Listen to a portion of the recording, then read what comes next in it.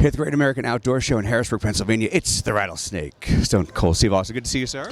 Good to see you. How you doing today? I'm doing very well. We're standing in front of this beautiful Kawasaki mule. How long would it take to ride this around your ranch down in Texas? Well, I have a couple of them down at the ranch, and they're very efficient. They ride smooth, and I basically just cruise around on them. So they're a great machine, and I enjoy them.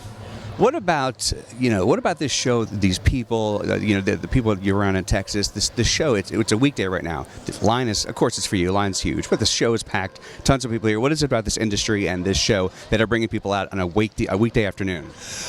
Man, I don't know. I think people love the outdoor world. I mean, that's a big part of the reason why I'm here. I'm part of Kawasaki brand ambassador because I spend so much time hunting, fishing, and being outside. I mean, if me and my wife, we use our RV a lot, and we just like to be outdoors. I think everybody out here enjoys the outdoors.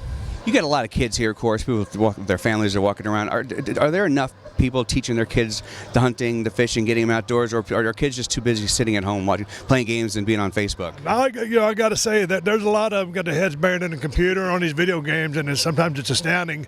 Don't get me wrong. I was on the cover of a video game, 2K16, which is very successful. So I respect that, but keep everything in balance. Yeah. I mean, growing up in South Texas, my mom kicked us out of the house. We had to go make friends with the other kids, and we rode our bicycles around. And I guess times have changed a little bit, but to your point, I mean, if you get a chance to take your kids outdoor and teach them, whether it's hunting, fishing, just looking up arrowheads, or just rock climbing, just do anything. Whatever you can do just to get outside, to me, that's a good day. You talk about Texas, you go from a Governor Perry to a Governor Abbott. How fortunate are you that you have such governors running your state and so many people from around the country are going to Texas in droves? Well, I always complain about the people from California going to Texas because they drive up the real estate prices.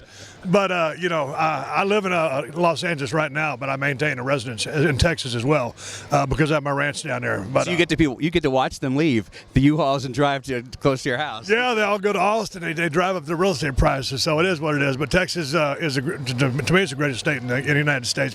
And I've had so much fun in Pennsylvania because I performed in almost every single one of these towns with the WWE back in the day.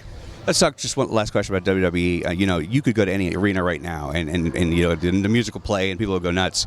Let's talk about Daniel Bryan for a second. On Raw the other day, Daniel Bryan, in real life, retired because of health reasons, which I'm sure you respect. But there's people, the aphrodisiac of the crowd has got to be amazing. It's got to have been such an incredible decision for him, for the power, and the people just love you guys. First of all, talk about Daniel Bryan as a competitor.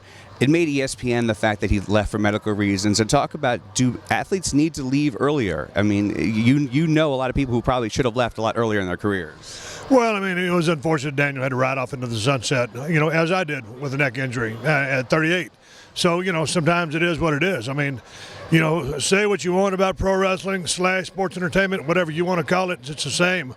The laws of gravity and physics apply, and when you get two guys in there that are going full speed, or two women, accidents happen, and it's just a wear and tear. And Daniel's a guy who I give so much credit for, but I give so much credit to because he was a smaller guy, and it never was planned for him to get over like he did. So he earned it the hard way by working his tail off. And so then finally he gets over the hump. They start pushing him because they have to, and then he has to ride off to the sunset. But as a guy told me a long time ago, the great Paul Orndorff, Mr. Wonderful, Steve, there is life after wrestling. And just like I told Daniel Bryan, Daniel, there is life after wrestling. He's a smart young man. He's very bright. He's very passionate about some of the things that he's involved in. So he'll find life outside of the squared circle, and he'll be just fine. And like you said, you're a brand ambassador for Kawasaki. You had a million things going on. Talk about what other projects you're doing and how people can, watch, listen, and keep track of you. Man, I'm so proud to be with Kawasaki. Down at my ranch, I spend a lot of time on those units.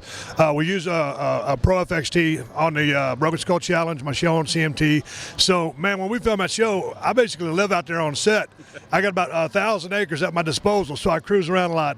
I'm coming out with a knife real soon with cold steel knives. I'm really excited about that because I'm just, if it's got anything to do with hunting, fishing, guns, knives, or being in outdoors, I'm into it. So just came out with a beer with El Segundo Brewing Company, Broken Skull IPA. It's available all over California. We're making inroads into Texas. I got a few more projects that I can't announce, but I'm just I'm having fun. I'm doing the things that I want to do, and I busted my butt, trying to get to the top of the world that I did in pro wrestling.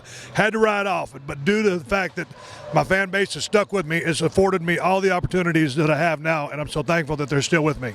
This fan base is here, and they're probably pretty angry at me for keeping you. So get back to them. Thank you, Stone Cold. Good to see you, sir. Good to talk to you.